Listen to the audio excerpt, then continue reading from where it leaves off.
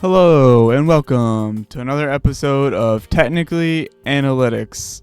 Today we got kind of a mixed bag of things to talk about. I had a few ideas and I didn't really want to do separate videos on any of them. So we're going to just lead off with the jaw-dropping RAFAEL DEVERS trade. Now, this just happened yesterday as of recording. And it's honestly, it's one of the most jaw-dropping trades I've ever seen in MLB. Like, it's crazy, right? RAFAEL DEVERS, he's a third baseman, DH really, and he plays for he played for the Red Sox, right? He was on the Red Sox for his whole career. He has a big deal with the Red Sox, 10 years, $300 million, signed through his age 33 season. He's currently 28, I believe. And he's one of the better hitters in the league. Like, you can see here his all his stats and stuff. Like, for his career, he's a 129 OPS plus career hitter, 510 slug, 349 on base. He has 215 homers, 1100 hits. Like, the guy he's a great hitter. Like, he's a really good record of being a great hitter. He has some MVP votes in a few seasons. Like, you can see his stats, and he's one of the better hitters, pure hitters in the league. And now his fielding, on the other hand, is not so good, and that's been the story this season. He kind of had the whole thing in the beginning of the season where he didn't want to play third, and then he just wanted to DH, and they wanted him to play third, I think. And there's a whole thing like that. But now the thing is about Devers is because of, and you can see here, even in his WAR, right? Like, this is going to be important for a little bit later when I talk about the trade. Like, he had 4.6 WAR last year, negative 0.6 D WAR. So that's offensive WAR. So he gets all his WAR from offense, almost none of it from defense. A lot of the years he's actually negative, except for that one season in 2019. But overall, like, he's an offensive guy. 30 career WAR, 4.8 average. I mean, that's a good, solid, like, really solid, starting, batter. Like, you don't take the guy out of the lineup for nothing, So, yeah, and let's see. I'm trying to find the. Wait, where's the? Oh, I guess the transactions. I guess they don't have it updated yet. They haven't updated it anyway. But what happened is with the trade, right? The Red Sox, in their infinite wisdom, They basically traded RAFAEL DEVERS straight up for an outfield prospect, James Tibbs III. Starting pitcher Kyle Harrison, starting pitcher Jordan Hicks, and minor league starting pitcher Jose Bello. Right, that's who they traded for with Devers. Right, they traded with the Giants, and this is we'll go over the Giants in a few minutes, but like they basically got. In my opinion, they got Jordan Hicks, who, he's a good pitcher. Like, he can throw really fast. He has, like, great speed. He can throw really hard, but his control is not, the best. And he's had like a mixed kind of career. Only a career 1.7 WAR. He's not been amazing throughout his career. Only a 4.23 ERA, 1.3 WHIP. 394 strikeouts, 16 wins, 33 losses. So yeah, you can see he's not been great. Like, he's been with a few teams now. He started out in St. Louis, and then he moved around a little bit. Was in San Francisco the past 2 seasons, looks like.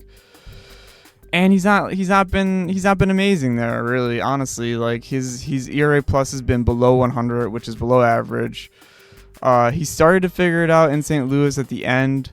You can see here it was 134 ERA plus before he got moved that next season, or well, technically, yeah, that season to Toronto. They traded him to Toronto. He was starting to figure it out, and now he's kind of gone backwards, giving up too many hits. Obviously, the problem, like I said, the problem is for Hicks, if he can get his control under control, he would be an absolutely great pitcher. But because he can't, he's kind of just struggling, I would say. So in my opinion, this is the best piece that the Red Sox got for Devers, right? Like the other guys, Harrison, he's also kind of a meddling pitcher. He was in the minor leagues, in fact. I think either currently or as the trade was happening. Like he's been pitched in the majors a few times, you know. Now if we show non-major, right?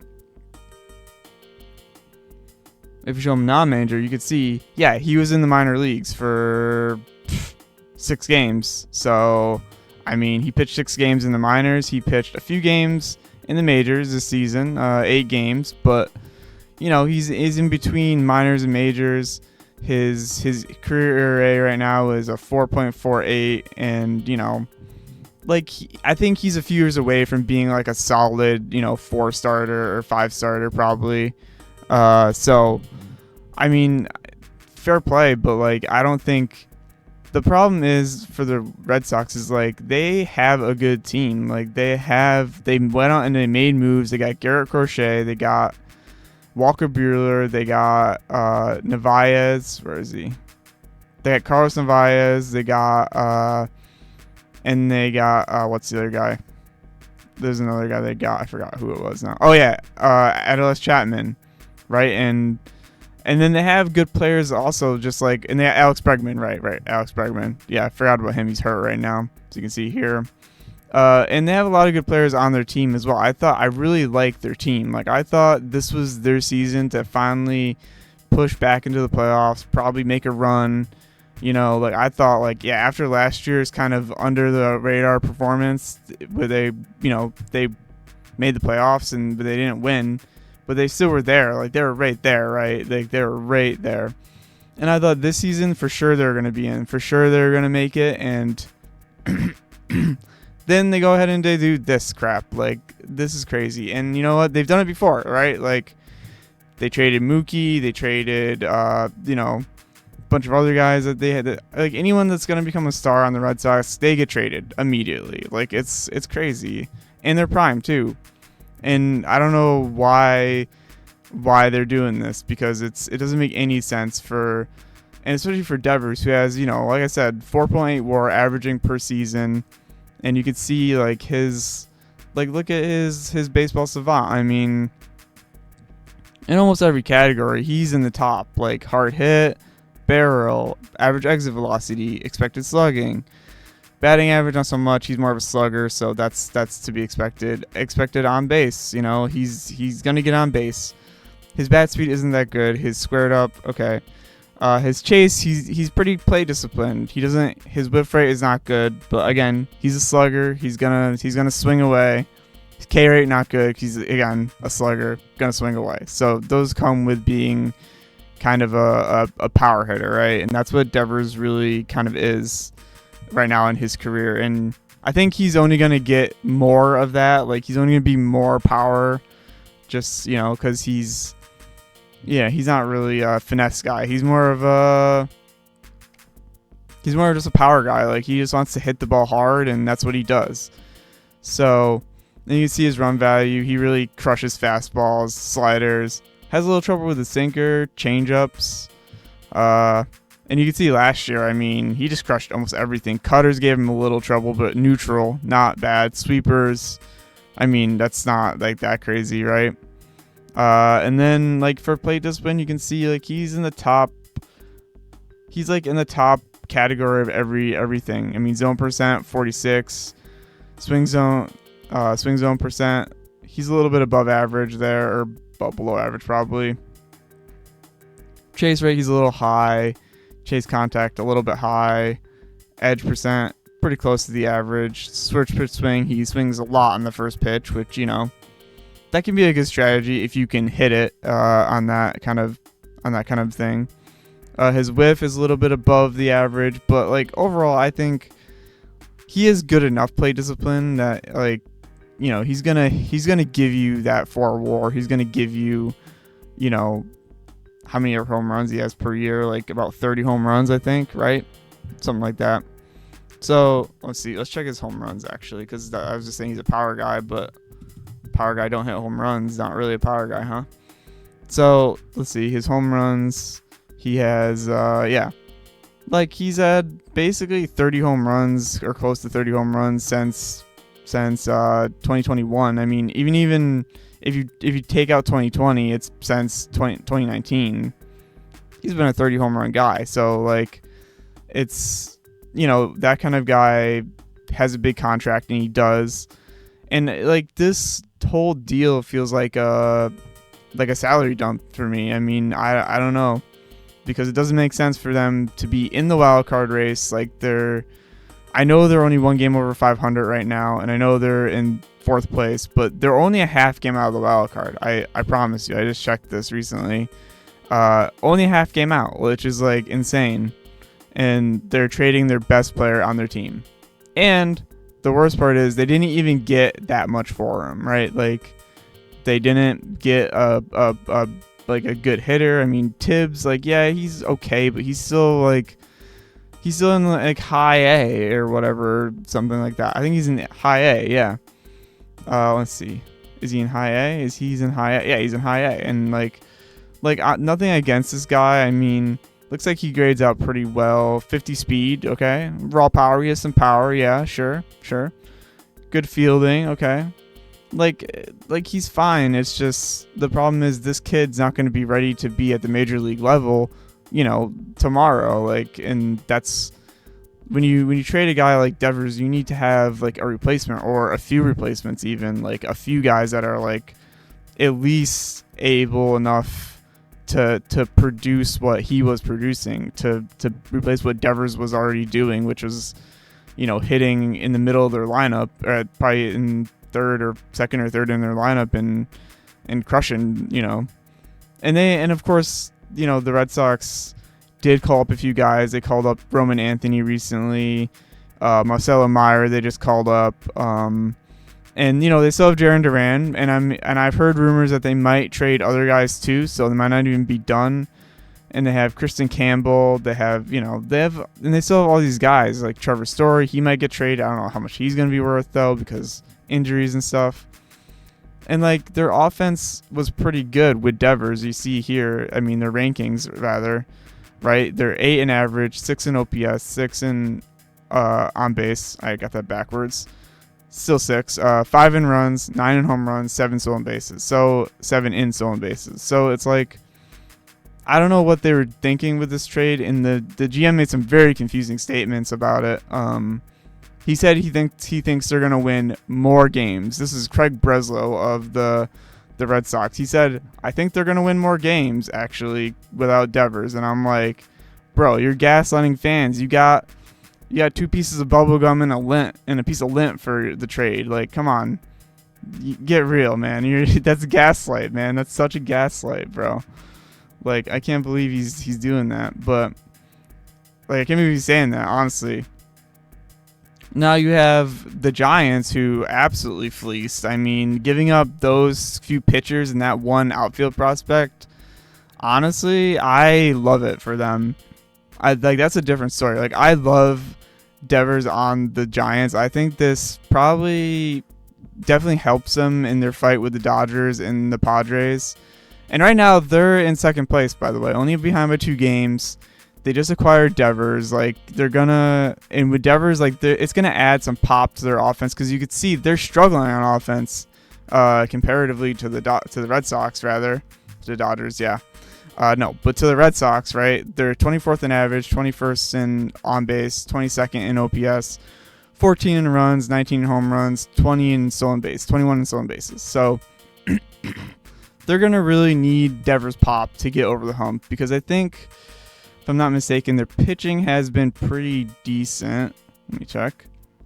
Oh, not that pitching. Oh, yeah, no, this is, let's do stats 1, right? So the pitching has been pretty decent. Like, they Logan Webb's been really good this season. I think Robbie Ray's been really good, and they've gotten good additions from other guys that they have, other prospects they drafted. And their bullpen's also been really pretty decent. I mean, some guys not so much. Joey Lucchese's not been very good, although how many games has he pitched? Like, not very many, right? Okay, that's 2 then. he pitched in. It still doesn't say. Oh, .2 inning. Okay, well, he hasn't pitched much, but I mean, at the top of their bullpen, right? They have Duvall, Randy Rodriguez, Tyler Rogers, Ryan Walker. He's not been that good. Eric Miller's been really good though, and pretty much everyone else has been like serviceable. So they have some injuries, of course.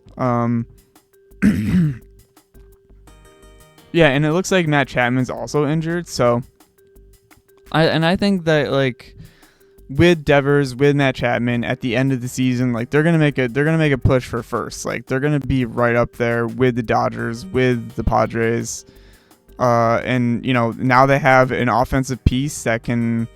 He's tied for the second most home runs on the team. No, he has the most home runs on the team actually. And there's actually a fun fact about the Giants that they don't have. They haven't had a player hit 30 home runs in like 10 seasons or something crazy like that. So it is pretty nuts.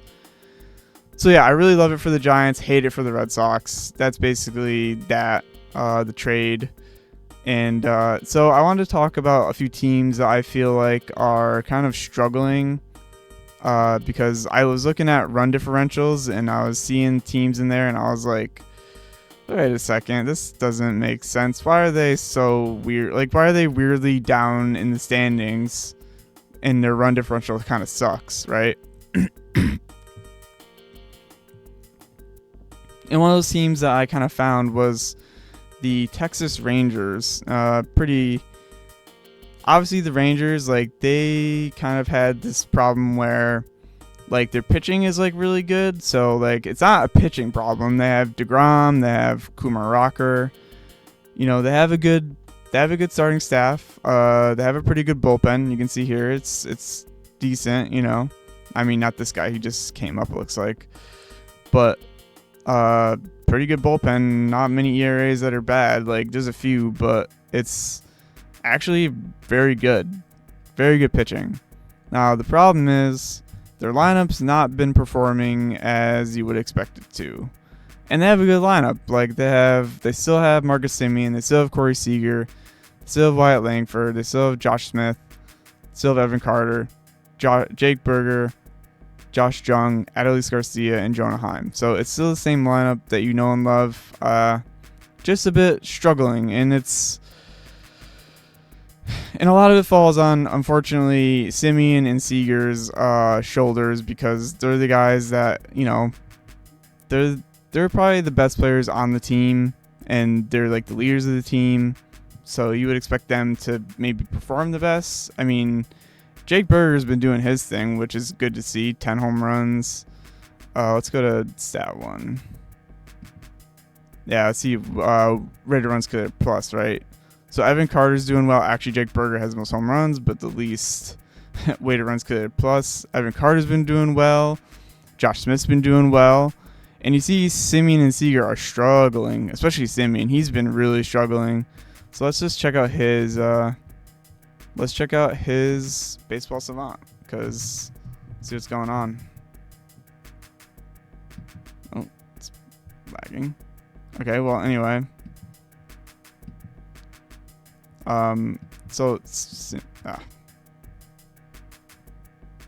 Baseball Savant does not want to work right now. Fair enough. So Marcus Semien, 34 years old. He's been struggling this season, and you can see here that it's a real struggle. All his expected stuff is way down. His sweet spot's up, squared, chase. All right, so his play discipline is still there, but his fielding's still there, kind of. But his everything else is not looking good. What happened, buddy? Let's see. Ooh. He is not hitting. I mean, he never hit the slider very well, so that's not surprising, but he's not hitting fastballs very well. Sinker, he's doing okay with. He did okay with that last year. Cutter, not doing very well, and you can see that his whiff on all these pitches is very high, especially the breaking ball stuff. Very high whiff rate. Yeah, that's going to be an issue. So he's whiffing a lot, which is not necessarily good. Yeah, he's not swinging first pitch. High whiff rate. Not a high swing rate. So his bat is staying on his shoulder, looks like. Yikes. So yeah, he's having a tough time. Let's check out his swing take profile. And this is one of my favorite stats to look at when you're looking at a hitter or a pitcher, to see like how are they doing? Like where are they swinging? Where are they making the most contact? And all that kind of stuff. And you can see for Simeon, like -7 run value, not very good at all. He's basically swinging at the heart of the plate, but not successfully. -10 runs there. And in the shadow zone, kind of like outside the strike zone and on the outside of the strike zone, -10 runs there too. So he's -20 already right there.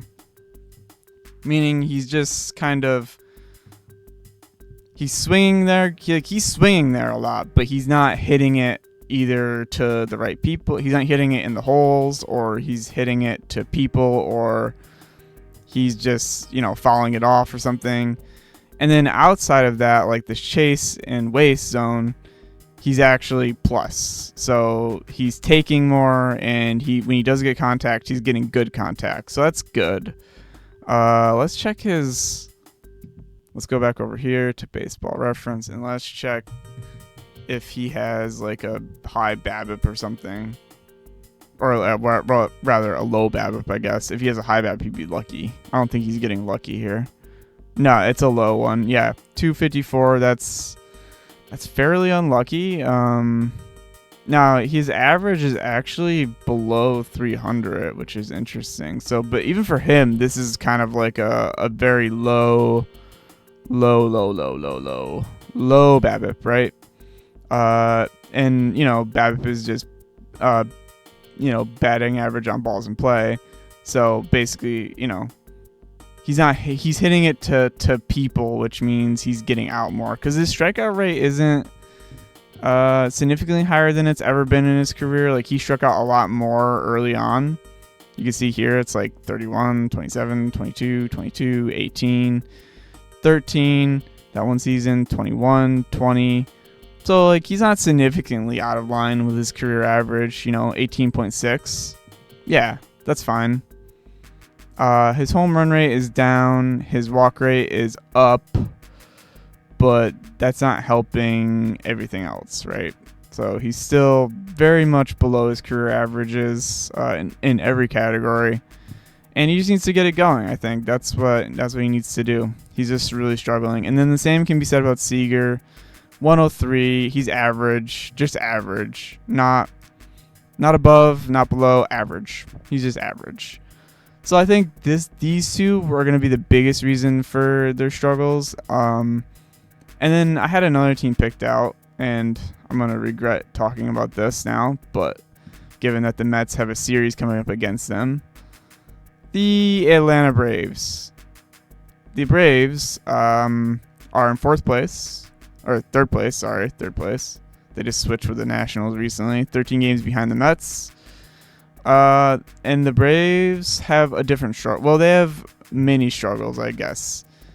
I see their hitting as less of an issue to their pitching. I'm just gonna be honest. Like, I think the hitting will come around. The pitching, they might be a little bit too injured to have that come around. We'll see. But in any case, they haven't been hitting well to start the season, I would say. It's actually been pretty poor hitting from them. But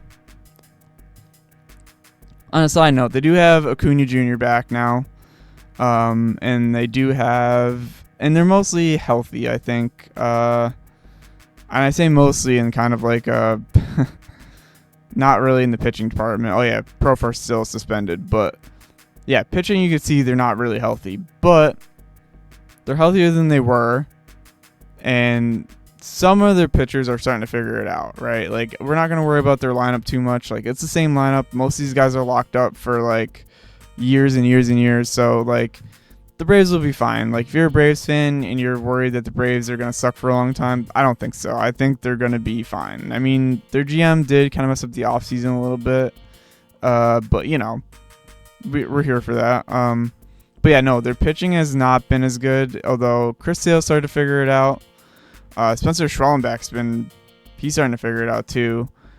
Elder and Strider kind of having tough seasons. So is Holmes. He's okay, but like it's not great. And then of course, like I said, they just have a lot of injuries on their starting pitching. Like Lopez and Smith Shower are done. And then they have 2 injuries to their bullpen, and it's like, and you can see their bullpen's kind of a mixed bag. Iglesias has not been very good. And Montero's not been very good. Like they, usually with the Braves, you expect like a top of the line offense, and you expect really good bullpen work and really good starting pitching, like dominant.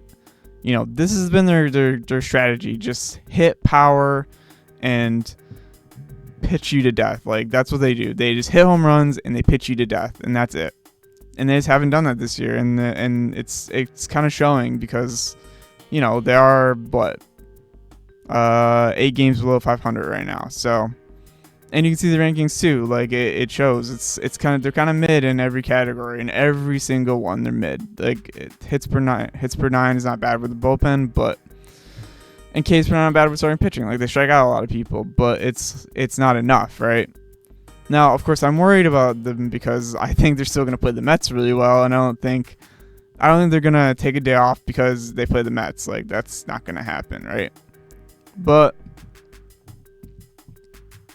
I suppose we can look at one pitcher here for the Braves.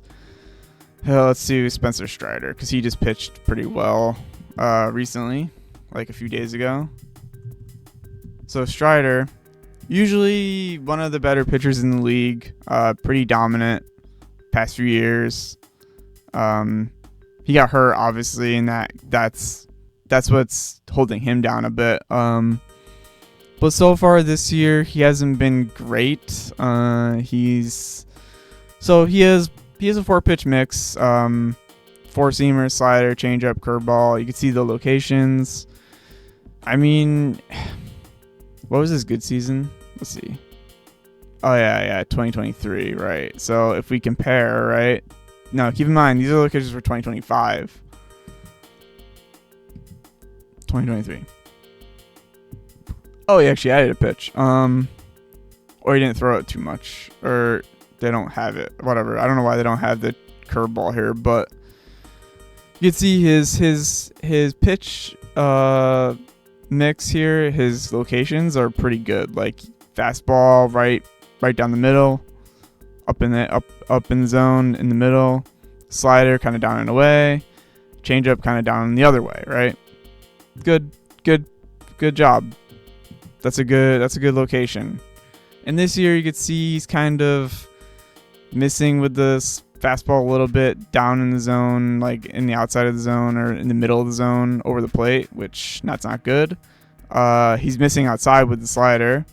Changeups is everywhere, and curveball kind of everywhere, which is to be expected. It's a curveball. And now let's see. It looks like the pitch that's getting hammered the most would be obviously the 4-seamer, like I said, because like this right here, this spot right here, that's gonna get hammered. Like he's not gonna get away with throwing it there. I don't think. No, nope, never gonna get away with that. And then you can see the movement and all that. Let's see. Oh, did I miss his run value? Where is it? Oh, right here. Yeah, you can see even in 2024, not great because he was hurt. But 2023, you can see that when he's good, like he's dominant. You know, these are dominant numbers right here.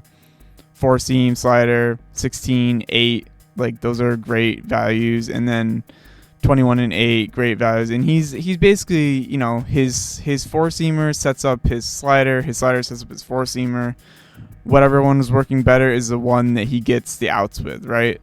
You can see the K rate on these. Like, look at this, 33 and 50. Like, that's insane. That means half the pitches get strikeouts. Like, half of them. That's crazy. I mean, he's a master at that, and that's why he's so good. It's nuts. And this year, it's kind of not. He's not been the same because of the injury. I think he had like Tommy John, right, in 2024. And then he's coming back this season, and he's not been amazing, but like he'll get there. I mean, he's gonna get back to his old self. That's what I'm telling Brave fans. Listen, don't worry about the guys that are locked up. They're still young. If they're hurt, they're gonna get better. And if and once they all get better, and your GM doesn't hack up the team, then you'll probably be back in first place again no time soon. So yeah, I'm wishing you the worst of luck against the Mets, but that's my personal bias. I'm sorry. All right, so let's wrap up the video. I've been yapping for quite a while. Thanks for watching. Make sure to like and subscribe for more videos like this one.